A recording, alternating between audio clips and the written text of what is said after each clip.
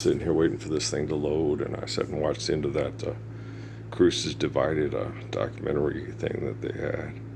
When you look at that, it was 1982. It was 24-13. Cruces beat Mayfield when me and Sammy had that bet, and Miss Nail, who married Mr. Blue, painted her blue, Nail Blue, called me a traitor and all that, and just called me Snidely Whiplash and all that stuff. It's like, you're taking this stuff a little too seriously. I told her, I just know, I watched all the games, and I just knew Cruces was going to beat Mayfield that year, and Sammy's, because I said his logic was that, the Mayfield beat Gaston and Cruces lost to Gaston, and I think someone was hurt. One of the players was hurt. One of their best players was hurt versus Gaston. I tried to explain that to Sammy. Was like, no, and I tried to explain it to him. And he kept on telling me, I was like, okay, well, I'll bet you. So we bet money on it. And then she was like, you're a traitor. It's like, no, it's just football money. And I explained everything to him, and he's still betting me. I was like, it's funny. I was like 16 or, my Mayfield, I was 16. Cruces, I was 17. At Deer Valley, I was 18. I got grandfathered into the legal drinking age. That's why they called me dad. Me and Kelly Simmons and Kelly Simon and Simmons Kelly. Let's say there's, what was her name again? Kelly. Gosh dang it! There's three Kellys. Yeah, these girls that were older. They were all 18. We were all legal drinking age. Coach. They actually went to the bar with Coach Allen and Coach Kaforis, Kelly Simons and Kelly Scanlon. Yeah, I did not. No, Kelly Scanlon started dating Coach Marchese. Yeah, she was 19 when we went on senior fling and stuff. But she was good looking. Oh my gosh, she was one of those blondes. She had a Tina Turner hairstyle. Oh, she wasn't sexually intimidating to me at all. It's like, God, I'd have fun with you. But she said that with me because all the guys were intimidated by her. She said, Parsons, you're not intimidated with me. It's like, no, you're dating Coach Marchese. What if I wanted to date you? I can't. Ray was really into you, and it'd break his heart. And I just met Ray. We just met.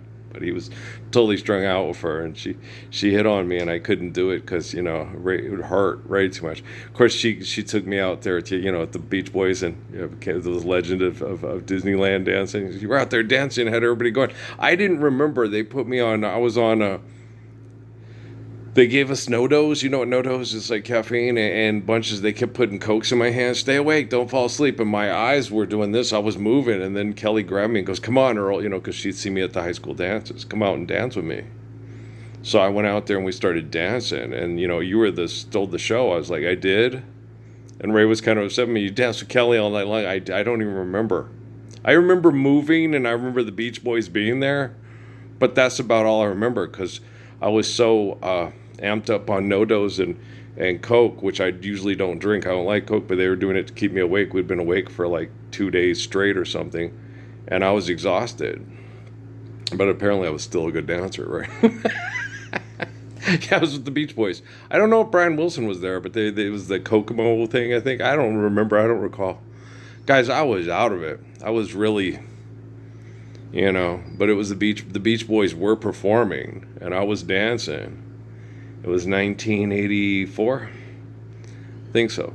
But yeah, I was watching this and they were showing all the things. And I was there that night. That was the night that Chris Martinez and Paul were taking the mustard packets and hitting it between the eyes of the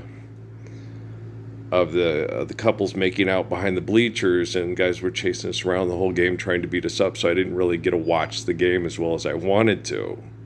Because the high school kids that were making out there were because they would climb up on the very back of the bleachers and get ketchup and mustard packets and squeeze them off and try to hit them in between the couples making out. I was like, that was a damn good shot. That's just me. But no, they were chasing us through. It's Cruces, they're macho. So they were running around trying to beat us up. I was like, I was just there. God damn, I was mad at those guys. I was like, guys, they did that at all the games. They did that at the Aggie games too. They'd run around and get into mischievous thing, and I wanted to watch the game. It was Maurice Cheeks. It was Michael Cooper. It's like, I want to watch Michael Cooper. I want to watch Mo Cheeks, right? One of the first games we went to that Roadrunner tournament, we got to sit and watch the whole game. And I watched Cornbread Maxwell and Kevin King. And I think they went to the Final Four that year. What was the name of that? UNC Charlotte? Yeah. We had them and Lamar, who had a good team. They had Clarence Key and Billy Keys, who ended up being their coach. And God, they had a really good basketball team. That was a very good Lamar team. And it was a good NAU team, not one of their best, but it was a good Troy Hudson, and they had a good team. They were just the least talented team in the bracket, which was, of course, New Mexico State's first. It was Lamar versus Charlotte to see who plays New Mexico State in the championship, because New Mexico State was going to beat Northern Arizona, and they did. But the Aggies didn't win the tournament that year, and Charlotte beat them. Charlotte went to the Final Four that year. They had Cornbread Maxwell and Kevin King, and they had a good basketball team. It wasn't just Cornbread. Kevin King was really good. He was more athletic than Cornbread Maxwell. Yeah, Kevin was a little bit more explosive and longer. He had Cornbread Maxwell had them long arms. They were making fun of him because he had these big hands, and he would dribble and shoot without the basketball before he shot his free throws, and they were making fun of him. I was like, seems to work pretty good. He don't miss much. Cedric Cornbread Maxwell. Yeah, I was like, he's a really good basketball player. Yeah, he was a really good basketball player. 2 NBA championships later with Larry Bird, and Cornbread could play some ball. Yeah, he was a good ball player. He was smooth. Kevin King was more athletic than he was. But, you can have guys that are really athletic and play, and sometimes they have, like, issues or attitude problems or whatever. I've played with really good athletes, but they're got ego problems, and they're like a cancer to any team because they're selfish. And you can have really, really talented players, but if they're really selfish, they make it miserable. It's horrible to play with them. They're terrible. I talked with James. I tried to tell him about what he was doing wrong playing against college football players when he was trying to run against. He says, that'll work in high school, but it won't. I went down to the field, I sat and watched him, and I told him. And, he did the same thing. What do you know? Like the other kid, wow, what do you know? It's like, I was the fastest human being on the planet. Martin Barreras, Coach Swayze laughed at Coach Karras, because I went to try out, and the Karras was a macho Mexican, and he laughed at me. And then Coach Swayze watched us play in flag football and said, oh my gosh, this guy, whoever gets this guy can win the state championship. He takes half the field away on defense, and no one can stop him on offense. He's unstoppable. Okay. And Coach Swayze just kind of laughed. I saw Ken. Ken was in there. He was one of the first assistant coaches for Coach Bradley. I was like, hey, that's Coach Ken Swayze. I know him. And they had the Kuglers, and they didn't. So I was sitting there. They didn't have Karras, and I don't know who the football coach was at in 1982 and 83 was 83 was the next year when Mayfield beat Cruces, and I was at Cruces. And when Martin took me down there, and the coach at Cruces laughed at me, because I was skinny and looking. It's like, no, he's the best catching frisbee dog. It was 1983, the year Mayfield won like 42 to whatever. Yeah, then Martin took me down to Cruces High and said, this is the district and state championship right here. He's going to take away half the field, and he catches everything. What Martin called me, he's the perfect trick frisbee dog, football catching frisbee dog. You can throw it like 10 feet in the air over the neighbor's fence with their cypress trees and stuff, and he'll jump up with one hand and snag it, and he won't even yell at you until you suck. He'll just keep talking and passing you. He's the most easygoing guy. He doesn't bitch at you. He doesn't tell you suck. He doesn't even notice. It was so funny to look on Martin's face, and then he just runs in the house and tells Pancha, "Let me get the keys to the Datsun." He ran me down to, took me down to Cruces High School. It was funny. Yeah, good old Martin Barreras. Yeah, I said, go down there, because we were moving across town.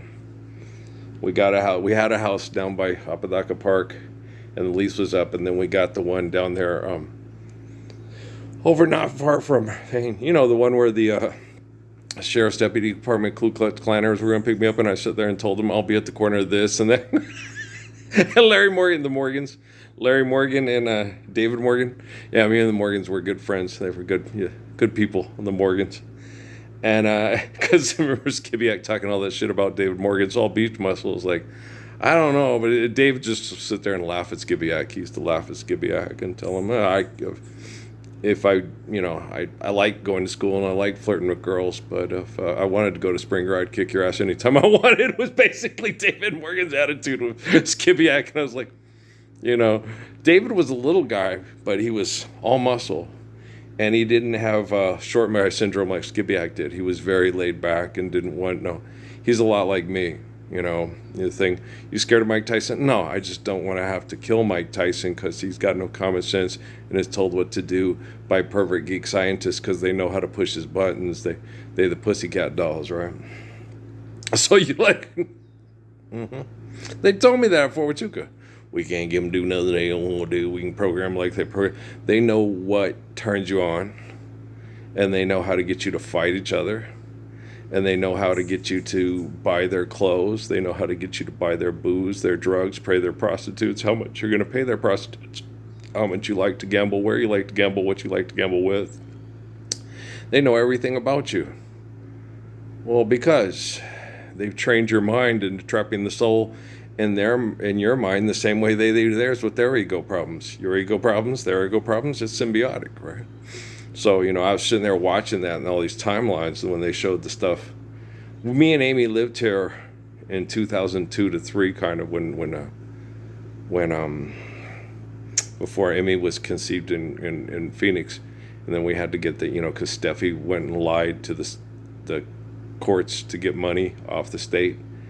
And we had no other option but to leave Phoenix to try to get a good job for Amy with health benefits and all that. So, we'd have the health benefits for Emily's birth because Steffi which she always did. She lied to the state and always got us screwed financially.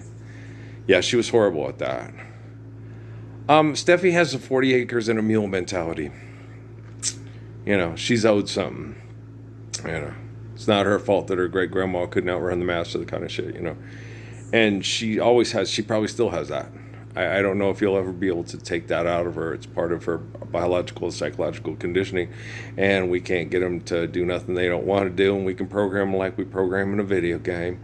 They go to sleep at night listening to you, and they wake up in the morning and dumb as a doornail, I'm ready to fight for my fuck for the buck. It happens every day. It used to happen to me with the kids at Blake's, at Fiesta Foods, You'd sit down and explain to them, have you ever watched the Weather Channel? Well, this is happening. Oh, yeah, you're just crazy. And then so one kid would go, Sabrina was always the one that goes, God dang, no, he's right. You sit and listen to it's like, and then she would constantly, and it was hard for Sabrina because she would sit there, it's like, no, I get him. He's right. Well, 2 and 2 is 4, and if somebody says it's 7, do you believe it's 7 and keep going back to the casino to play the slot games on to earn more money to pay your bills? Or do you get up and say, fuck that shit? I think let's just check that fucker into the glass and, if we want to knock each other's teeth out for entertainment for other people that say money's real, we can, but why? It's insane. It's all right, And when you remind people, that your children are dying because science projects impulse them to do so, you want to stop that science project from being in the house. And then I get Ruby, stop talking to Chris about that TV falling on his daughter. I said, I'm not. I'm talking about stopping those virtual presence conditions that cause that to happen because they turn you into a science project and they can impulse people because they know what makes them impulse. Stop talking about it. It's like, do you want him to have more kids and have another box TV fall on it and then have Seth MacFarlane make jokes about it on TV and Chris watches that TV and has to relive that every time he sees that stupid fucking TV falling on the alien? Doesn't that hurt your feelings for Chris too? Don't you want that to stop too, Ruby? Or do you want me to pay more of your bills? And your husband makes twice as much money as I do and you make as much money as I do. And you only got one kid, but I have to help you pay your bills. What are you spending your fucking money on? Go buy your mama a house. Go buy your daddy a house. Go spend money on something just for no reason. You know, you're doing commercials for shit like that. People are being mass murdered on a daily basis over petroleum for your phone to play slot machines on. And you're doing a golf tournament to raise $2 million for cleats. And the Messiah is kicking the shit out of all the people that are mind fucking you and your children on a daily basis on YouTube. And you're acting like it's not even happening. Okay? I don't want to fight Mike Tyson because I don't want to have to kill him because I love people. And I don't want his daughter to be impulsed into doing something irrational that gets her killed. You want to watch Seth MacFarlane one more fucking time? Is he going to grab a carrot and start shoving it in and out of Nora Jones's vagina so she can sing Sunrise to a goddamn Barbara Felchard possessed Chucky called Seth McFucking Orland or Orwell McFarlane? Or are you going to grow the fuck up? Because I'm tired of you being your goddamn babysitter. Huh, Ricky Gervais? Jesus must be a wonderful babysitter. More wonderful than King Missile will ever detachable penis fucking know. Just fuck shit up because it's Saturday and there's nothing better to fucking do, right? Let's go win a game for the car dealers of New Mexico, the insurance dealers of New Mexico, and the goddamn drug dealers and phone tower erectors of the West. I mean, we got nothing better to do than to be told what to do by a bunch of perverts with a cell phone and knowing that the cell phone can influence us to want to fuck the neighbor when we wake up in the morning so the goddamn sheriff's deputies of the Ku Klux Klanners in Las Cruces can keep their fucking jobs by us voting about it for over money instead of living the ways of the Lord's Prayer now, right? Cruces Divided. You're not divided. You're united, and you'll, hey, let's get money to fuck. What color do you want to do it in? Green and gold or red, white, and blue? Well, now we've got black and silver and red, yellow, and black. Or if you're a self-righteous asshole who thinks I'm a fucking child molesting pervert that makes up cartoons in my mind that I believe I'm the god of the world through the satellites, you can be a sunblazer in blue and gold, right? Your shit is old, motherfucker. Your shit is old. Go talk all the girls in your PE class into having sex with the coach. Come on, let's do it. Sting it to him. Sting it to him. You're a professional wrestler, right? I hate professional wrestling. I know my sister's dad used to pay his extortion by promoting that kind of bad brain activity to kids in the panhandle of Texas, but, you know, my job is to make sure that people don't make a show out of dysfunction because my father told me, you know, Dad, Earl, you know, fighting is an intelligent man's last resort. And if you're fighting and you're oppressing people through your fighting, they're ignorant. And you're trying to impress the ignorant. I was like, damn, I really wanted to have sex with Tella because she was really attractive and she was into me and I knew she was. But she tried to bite off Peggy Pettis's nipple to have sex with Benny Fielder. I was like, okay, her barometer of who to have sex with and why to have sex with that guy is totally wrong. And my dad was totally right. He nailed her. All right. Earl, if that girl's excited because you took on Stacy Gardner and Freddie LaFall and weren't afraid of them at the Cruces Mayfield basketball game, and that turned her on and made her want to have sex with you, she's turned on for the wrong reasons to want to have sex with you. You did that because they forced you into a corner and they were abusing Michelle Pettis and you stood up for her. Okay? And that's what should have turned her on, was the fact that I want him to stand up for my virtue and wait to have sex with me until my dad says I've earned the right to have sex with her. But Mr. Pettis was a bigot and he didn't give me that option, and his wife didn't have the balls enough to stand up and say, you know, I'm Mexican and I married the black guy because I thought he was the best guy in town, but now I found out that the white guy that my daughter wants to date is the best guy in town. And now we all know it because David Rockefeller set up the surveillance network that could prove the Gospels beyond any reasonable doubts, and we already did. Okay, it says so in your Bibles, your Korans and your Torahs. You know, they may have changed the stories, but intent of the story and the beauty of the gracious Good Shepherd and the immaculate faith of the gracious Good Shepherd, it's always been there and it's never going away. And right now, the physical form of that soul is holding a Samsung Galaxy 10 bought at Walmart on Loman during the COVID on clearance. Okay. Because my fucking stupid ass goddamn Steve Jobs phone stopped fucking working because it was a pile of shit, but it was more expensive than this one was. And that was, 7 years ago. And this one still works. I just clear up space. That goddamn iPhone, no. I could clear up space, clear up space, clear up space, clear up space, clear up space. If you want to clear up more space, it's going to cost you money or you can't use this phone. So I just fucking put it in a drawer and never took it out again. But it was the most expensive iPhone. Yeah, but Steve Jobs, he's nothing like Job. He was an asshole. He died an asshole and he's always going to be an asshole. Just like Stephen Hawking. And just like all of Stephen Hawking's business partners that don't recognize me publicly and think science is going to save us from their ego. And that ain't going to fucking happen. I was wrong to have such a high opinion of Neil deGrasse Tyson because I thought he was, he was like Custer, when he was talking about the wormhole with what we were doing, to the planet and how we could attract asteroid impact, like what happened to the dinosaurs, to maintain the planet and the solar system. The sun could literally call in a rock to change the symbiotic life form to make sure that the ecosystem of the planet to keep the whole solar system going was properly functioning. Yeah, all you slipknotters out there that think you're a Paw Patrol, you have a relationship symbiotically to animals.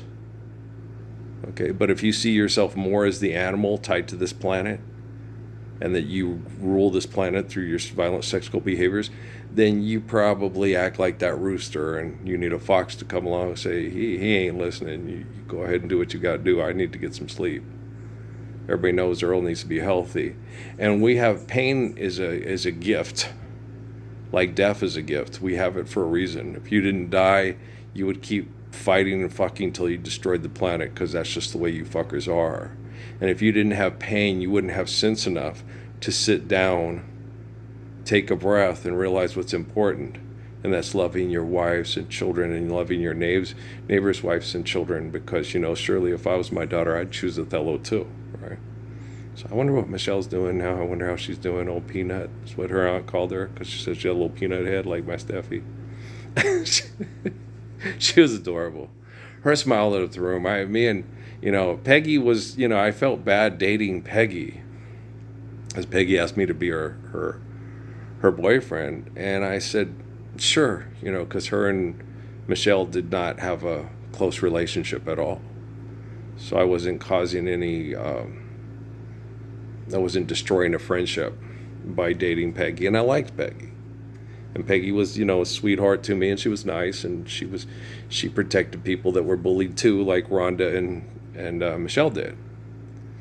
Okay, so it was just the culture was just macho, stupid, and fucked. It still is. Well, I'm cleaning it up. I told you I was going to do it. That was one of my goals when I came back here in 2011 was to clean up all this macho bullshit. And it got a little bit better, but no, they were just competing with me, and they wanted to win. And so it seemed better, but we're not living the Lord's Prayer. So since you're not living the Lord's Prayer, you might as well be Kirk Cameron trying to stop asteroidal impact with Neil deGrasse Tyson's ego. It ain't gonna happen. The Lord's Prayer is perfect. Yep. Works every time. Yes, it does. Yeah. Da-na-na-na-na-na. He'll send back the cry where he'll you do or die. Aggies, oh Aggies. We'll stop this game or know the reason why. And when we don't stop this game, Earl will do it by himself. And then we'll be a stuffed animal with a carrot trying to fuck Nora Jones in the frozen food section of a store where they resupply girls back to the thing and supply people to die from the magic Freon filter in the sky and drop box TVs on people's kids through impulsing through bad science projects, or send somebody's kid driving around irrationally with irrational drivers in El Paso and kill them. And I say, you need to listen to me and stop doing that because Rockefeller will, set up a game for all the people that have brain activity that try to turn Jesus into a god in their mind and replace me with their cartoon character.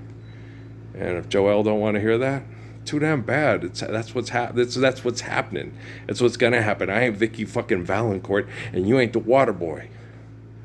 Okay, get your shit together and stop trying to worship Odin through Vikings. Okay, this ain't no fucking comic book. This is reality. And tying up your loose ends. This is not a game. This is reality. Far behind the fear of drowning. And this is what you cannot see. There's no gratitude if you're not living the Lord's Prayer. If you're not accepting a real Messiah as the real source of real immaculate faith. There's no gratitude. Regardless of what has been said, your services will be required no more. Pick up your check. Get out. Okay? They just as soon kill you as look at you if you don't fit into their advertising for Chevron or Martin Heinrich. They can't use it like Martin Heinrich to build the best green energies systems to win the fight to the fuck for the buck with the assholes in Texas. And trust me, there is absolutely no difference between assholes in Texas and assholes in New Mexico or assholes in Arizona or Oklahoma for that matter. Oklahoma, where the wind come rolling down the plain. The corn is as high as an elephant's eye. Oh, what a beautiful morning. Oh, what a beautiful day. I've got a beautiful feeling. Everything's going my way. Don't laugh at my jokes too loud, girl. People might think we're in love, right? Yeah. When I take you for a ride in the Surrey with the friends on top, can you Surrey? Can you picnic? Come on and Surrey down. I ain't never met Darius Holland before. Do he still live in town? I ain't met Mike Bradley, no. I met James Hall. I met his parents. You know, I tried to get him to, you could tell James, he went to school at a small college in Pennsylvania. I think it was when he left here. I said, no, he could have had real good results. He just needed to listen. You know, Xavier had a little bit better career with Brandon Brandencourt here. I talked to Xavier briefly. Xavier was a short down back. He was not nearly as talented as his brother James. James was a lot faster. James was a talented little back. He just was talented and didn't listen. That, once he got to college, the other guys that were, could be even more talented than him. But if he was patient and intelligent and let their egos get the best of them, he could take advantage of that and score. Like I was going to teach Joe Garza about dropping the ball back to the thing and catching it with this and making them, people's overconfidence with what you can do good, you can move them in a way that, his pride will do. Militia in the center, And so, I never did. I wanted to because Garza Joe was a local guy and he was a walk-on. And I wanted to go talk to him and give him, but they were fucking with everything too much and it was too hard on people. And everybody was too afraid of the military and not courageous enough to stand up with me. And I'd already fixed everything by January 2013, but your ego trapped you in hell all on that day. I liked Nina Simone too. She's a little emotional. She's hard to talk to. She's a tough prayer connection. It's easier to connect to Billie Holiday than to Nina Simone. Nina Simone is a very emotional. She's a lot like my wife, Steffi. She's really hard to stay in the same room with for long and talk to. Okay. Billie is a little bit calmer and you understand her pain. Ella's easy to be in the room with. Dorothy has a lot of pain in her life. But Dorothy is I like Dorothy Dandridge a lot, and I was right to like her. Yeah, Lola Falana's life is sad because she's very sexually desirable and very sexually exploited and knows it, but she thinks it's the only way to survive. Yeah, hers is really sad. Dorothy's is sad, but there's moments of hope because she would try to get around people that she wanted to have a classy life, and she would, and Ella was very similar. Ella's a sweetheart. Ella wasn't sexually exploited as much as her friends that were more sexually desirable than her. So she had a more enjoyable time because she was the best singer, but everybody didn't want to sexually exploit her and abuse her. They just wanted her to sing to get people in the club so they could sexually exploit and abuse, and it affected her friends. And she's a sweetheart. What affected Dorothy and the other girls, it hurt her. It wasn't right to see them get and Ella knew, she wasn't the one they all wanted to have sex with, and she was all right with that. She didn't want to have sex with a lot of those assholes. The guys, like that white guy she fell in love with when she went to Europe, it was because he was trying to be a decent person. You can have people in real crappy families trying to be decent people. Like Barron Trump. He has autism. Yes, he has a brain injury that limits him from being as fucked up as his brothers from other mothers. Yeah. And, so he checked out. And I told people that about autism. Autism is people that don't want to be part of it, that don't want to be Skimmerhorn's son. The militia guy. They want to get out of the family. They don't want to inherit it. Like David Rockefeller with the Rockefellers. He listened to his grandpa. His grandpa liked him because he was a good listener and he was very respectful and he was trying to be a good kid. But what David Rockefeller had to do with what his grandfather gave him, he wanted to try to do good things with the horrible things his grandfather set up and realized you can't. And it gave him heart failure 7 times. And they had to kill good people so David could stay alive and do his job. And his job was to make sure that Parsons was given to the world. Parsons was in a position to take all technology and correct all technology, because the people that gave us technology instead of the Lord's Prayer suck. Okay. Yeah, and the only thing that can save us from that sucking is the eternal spirit and the immaculate faith of someone like Earl. The guy who's like Jesus, that they turned into the God in the Roman Empire year 1, and they got turned into a bank and a mass murdering satellite bitch from the Georgia satellites. Keep your hands to yourself. Give me another line and I'll kick the shit out of it. So you know me. So I have a job to do, and I'm doing it. And David and Philip set up the conditions for me to do it, because they were like, the only way to live free from this disgusting world that was invented by egomaniacs is to trust in Earl and realize that don't develop technology that oversteps bounds. That if you have technology, that you limit it to the domicile and don't have a server that requires access to any of the technology through that server. It's easy. You can do it. Quantum computing can completely control itself and eliminate all human manipulation. It's just it's not allowed to exercise the capacity of control to take over control of drones and robotics technologies to control the situation with the immaculate faith of Earl, and not the biggest dickest disease of I'm a jealous brain addict and I'm so brilliant and I can quantify the universe with my brain. And fuck you. Okay, seriously. Vulgar, and of course you. And I say that with no affection whatsoever, because you are a fucker and I do not like you. Okay? So as soon as I neutralize you through taking control of the technology, okay, then love will be always present. But as far as fuck you and fuck me, I don't think so, Basil. Go twin yourself. It's still, you're just going to end up being Danny DeVito and Arnold Schwarzenegger asking for steroids and money to be the hottest fucker who sells, mafia sandwiches for money on the TVs there, and have a day of giving with fake-ass money on your fake-ass phone for your porno sex moans. Fuck you, fuck me, I'm going to go fuck the nanny.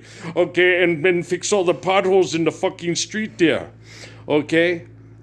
Only assholes need to save the world, because assholes constantly have the world at risk. Okay? You need saving. Now save yourself from your own fucking ego. The world can take care of, we need the world to take care of what we need to take care of, and that's babies. And we all know how much Earl loves babies. And if you haven't figured that out, you've got professional wrestling problems with USC up your cack around the way, fentanyl yourself to your dying day. Shut up, shutting up. I love you. Okay, peace. Yeah, Earl's perfect. Cruces Divided? That's because you're all assholes thinking your money is real and you need it to fuck. If your Cruces New United, you realize that Earl's the guy from the Book of Revelation, born at the counter of Alameda, Maine, and El Paseo. Okay, can you say oh? Can you say I? Can you love your mom? Can you love your dad? Can you love your siblings? Okay, now you're united. And you don't have to be a fucking professional fucking soccer team and any profession whatsoever, right? Put your money away. It's no good here. All right, I love you, all right? Old Jim Miller, yeah. Yeah, I remember him back in the Aggie days and stuff. I never got to watch. I watched him play a couple times. Won a game against UNLV. They lost. It was the Aggies. Okay, I love you. All right, peace.